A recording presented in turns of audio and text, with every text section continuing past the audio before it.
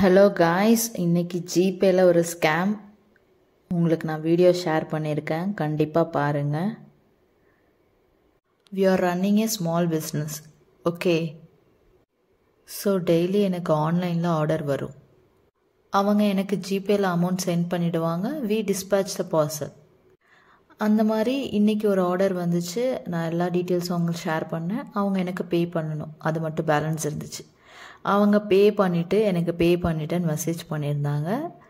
Accidentally அவங்க வந்து எனக்கு 730 பே பண்ணணும். 7,730 பே பண்ணிட்டேன்.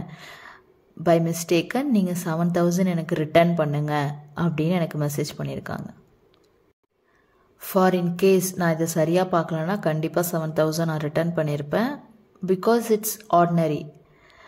நான் இதை பார்த்தனால உள்ளே போய் செக் பண்ணால் அதில் வெறும் மெசேஜ் மட்டும் தான் அவங்க பண்ணியிருக்காங்க, பே பண்ணலை. ஸோ இதை நான் டீட்டெயிலாக போய் பார்க்குறப்ப எனக்கு தெரிஞ்சது இவங்க ஏமாத்துறாங்கன்னு.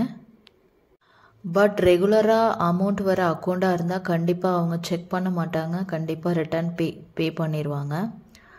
ஸோ அதனால தான் நான் உங்களுக்கு இதை ஷேர் பண்ணுறேன். Please aware of this guys. இந்த மாதிரி நம்ம கஷ்டப்பட்டு உழைக்கிற பணத்தை திருட நிறைய பேர் பிளான் பண்ணிகிட்ருக்காங்க. ப்ளீஸ். இது எப்படி ஒர்க் ஆகுதுன்னா, ஃபஸ்ட்டு அவங்க ஒன்லி மெசேஜ் மட்டும் பண்ணுவாங்க. அது நம்ம பார்க்குறதுக்கு பெய்டு பண்ண மாதிரியே இருக்கும். இப்போ நான் உங்களுக்கு 7,000 பே பண்ணணுன்னா 7,000 பெய்டுன்னு மட்டும் மெசேஜ் டைப் பண்ணி ஷேர் பண்ணிடுவாங்க. ஸோ மேலேருந்து பார்க்குறப்போ உங்களுக்கு பெய்டுன்னு காட்டும். நீங்கள் உள்ளே போய் செக் பண்ண மாட்டீங்க. இப்படி தான் இந்த ஸ்கேம் ஒர்க் ஆகுது.